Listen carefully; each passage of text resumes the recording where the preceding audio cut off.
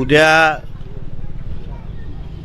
भारत देशासाठी एक ऐतिहासिक असा क्षण अयोध्यामध्ये हे 500 वर्षाची प्रत्येक हिंदूची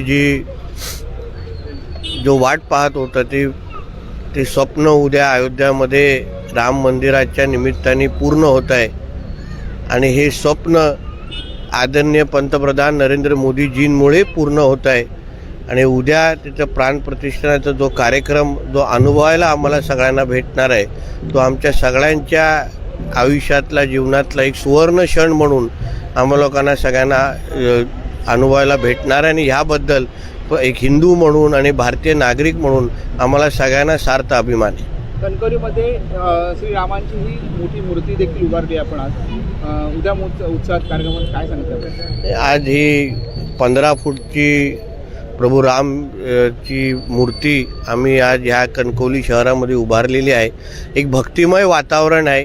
प्रत्येकाच्या ओठावर जय श्रीराम हा घोषणा आहे, नारा आहे. आणि हे वातावरण आमच्या कणकवलीमध्ये सिंधुदुर्गामध्ये पण दिसावं हा अनुभव अयोध्याला न जाता आमच्या कणकवलीकरांना मिळावा, सिंधुदुर्गकरांना मिळावा यासाठी आमच्या सगळ्यांनी केलेला हा छोटासा प्रयत्न आहे.